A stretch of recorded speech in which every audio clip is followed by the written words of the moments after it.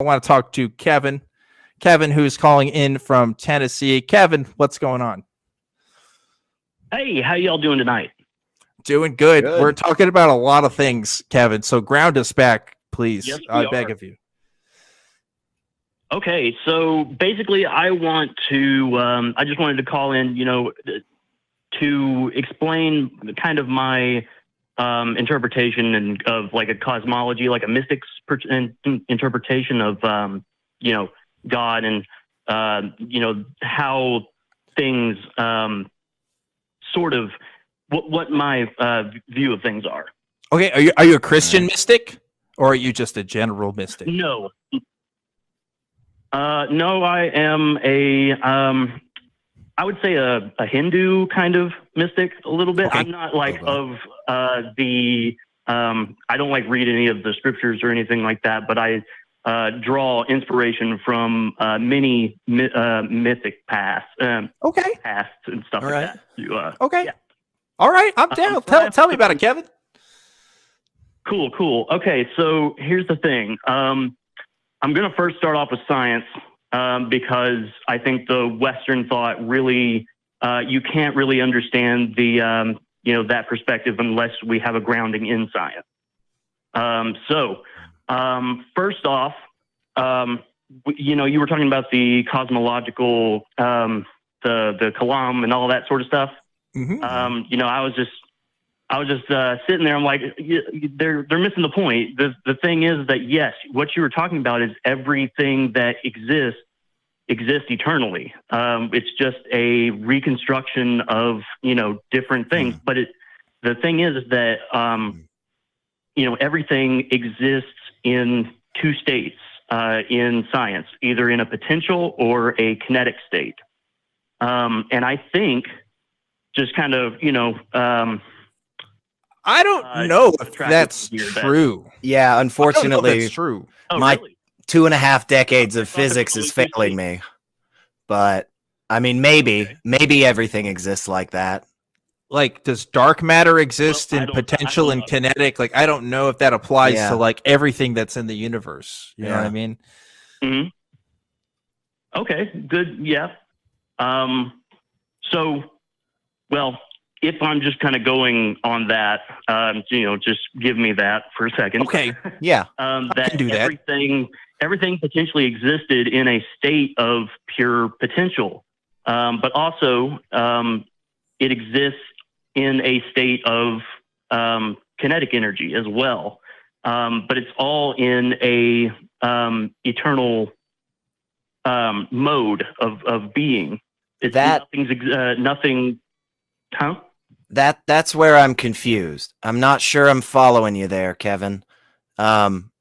How is everything existing eternally in a potential state, but simultaneously in a kinetic state? Am I in a potential state or a kinetic state? Like, how do we use these definitions? Well, it's kind of in a sense of what is it called? The two states. The cat's also the cat is Schrodinger's alive and dead. Schrodinger's cat. Schrodinger. That's it. Yeah. Okay. It's sort of in that sort of state, is that we exist in this universe, living our lives through time and stuff like that. But we also exist in an eternal state, where of all the stuff that we now I have to explain this in the mystical part, because that if you don't have that, then it all messes up. Okay. So I still have qualms with the definitions, but for the sake of making the conversation more fluid, I want to see what else you have to say. So we'll go there. Okay. So the states between, so there is the pure potential, and then there is the kinetic, but okay. Now this kind of goes into God. God, if we want to imagine this as a field, and this field has many layers to it, okay?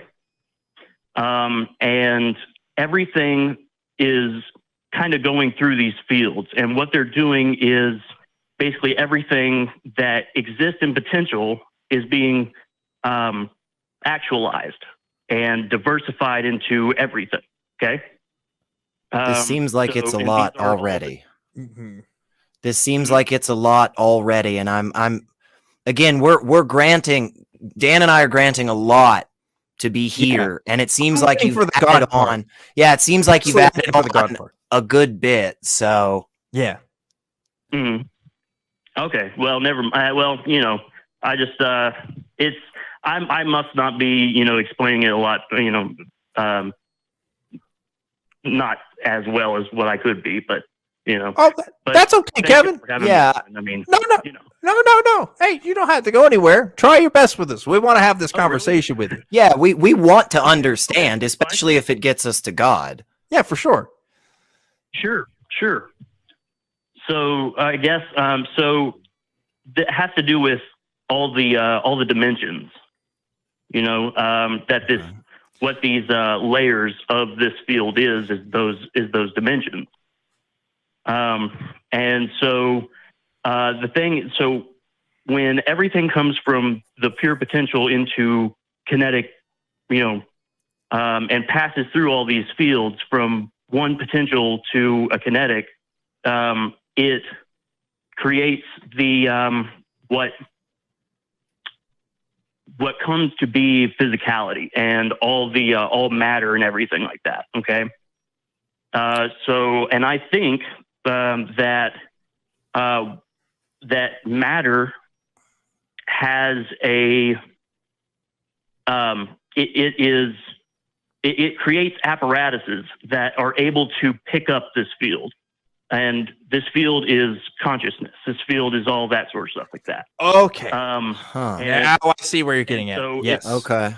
So now these apparatuses come from being very instinctual to, you know, becoming more able to interact with the environment, and it goes from, you know, being very being like very very basic, and it comes to being more complex and more able to interact with the field. And I believe that we are that consciousness and these apparatuses are like interacting together. Yes. Okay. I know what you're talking about now, Kevin. More, you know, evolved. I know what you're talking about. You're talking about field theories of consciousness, right? Yes. Okay. Yes. I'm familiar with field theories of consciousness. Okay. Help me out a little, Dan. Is it basically saying that there's multiple layers of consciousness? So there are different ideas within mystic thought about consciousness, right? There are some that say that consciousness is literally the fundamental sort of block to reality, that everything comes from consciousness, and therefore consciousness is either the creator or, you know, receiver of reality in some cases. And in this case, it's the receiving part of it, right? So like, from my understanding, basically there are different kinds of fields that we as matter interact with, and our consciousness comes from that. So it's not consciousness strictly coming from matter. Okay. Rather, it's consciousness coming from something else, kind of like a radio antenna getting a consciousness from somewhere else. In other words, it's not coming from just bodily processes, right? Okay. Yeah. Okay. Okay. I'm familiar with this. All right. Here's why I don't believe it. Okay. The reason why I don't believe it is the first thing I make my appeal to is Occam's razor. So Occam's razor tells me about what we typically observe in consciousness in normal environments and how we understand the world. And field theory just adds an extra layer of complexity to something that we already are having a hard time understanding. And it also creates something, these kinds of categories that can't be empirically demonstrated and reliably acted upon. It's kind of like a just so story. And if I bring up the example of, well, our consciousness can change when we're on drugs, someone who believes in field theory might say, well, that's just affecting the way that you're receiving consciousness from fields and things like that. So it's kind of like this idea. It's like the brain in a vat thing. You are decoding. You're decoding different parts of that field through changing of consciousness. Right. Yeah. And that's the thing. It's like the brain in a vat thing. It's like you can't. There's just no philosophical way to get around worldviews like that. But they're also not empirically demonstrable either, in any sense that I'm aware of. So I choose not to believe it until there's some sort of methodology that can really demonstrate the truth of these ideas. Otherwise, I don't find them to be convincing. I think that our consciousness is reflective of different states of the brain, but also just states of matter in general, right? I haven't seen a being that was conscious that also didn't have matter attached to it. And I think it's those combinations of matter that give rise to consciousness. In other words, it's an emergent property. However, that could still be disputed if there's other ways that can get around that. But, it doesn't really matter to me, I guess. It doesn't. I still believe I live in a real world with things interacting with each other in it, I guess. So yeah, Kevin, are you saying that? Do you believe that before any living creature was on the earth or in the universe, are you saying consciousness was there before any biotic material whatsoever? Yes, as it manifested into physicality, it basically went into its constituent parts, which is matter. That's what I would think. And that matter is simply just imbued with varying degrees of that consciousness, and that as that matter, like what causes matter to self-organize, it I don't my best understanding on laws of physics. My best understanding with my 28 years of physics that I've been rocking on, thanks to Dan, the Higgs field and the Higgs boson.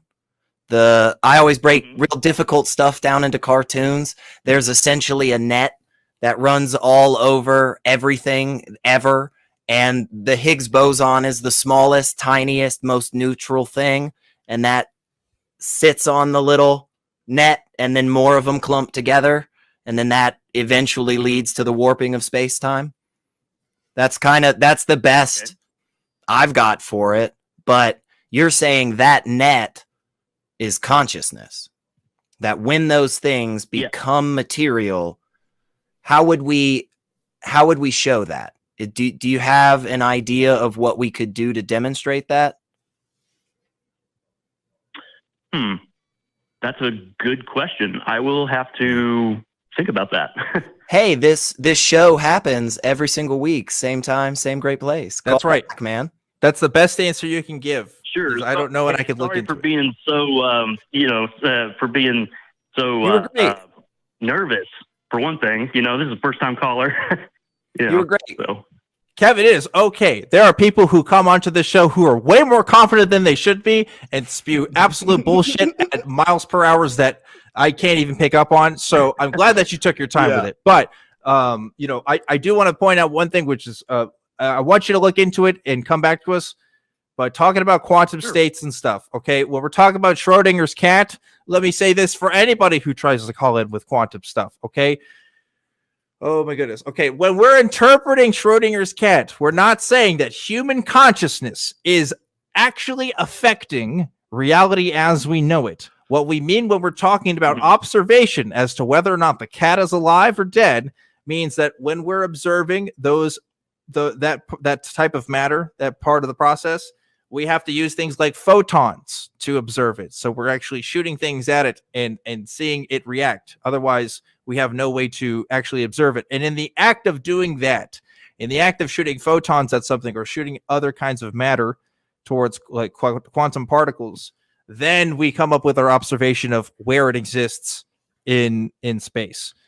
So that's what they're talking about when they're talking about consciousness. It's like I was joking earlier about the Randonautica thing, okay? It's not human beings that actually are manipulating matter in the world. It is the subatomic particles that we are using to make those observations that are affecting things. So it's a very big difference. And it threw me for a loop too. When I was first deconstructing, I called myself a Christian mystic for a while because I thought, whoa, man, consciousness, we don't have this thing figured out. There's a lot of crazy ideas out there. But when I realized, when talking about like at least quantum stuff, when that's actually what they mean, when they're talking about observers affecting reality, I became a little more disillusioned with these sort of more fanciful ideas of where consciousness comes from. But anyway, Kevin, call back in next time. Great conversation. Thank you for calling in, and we'll talk to you later. Thank you for having me.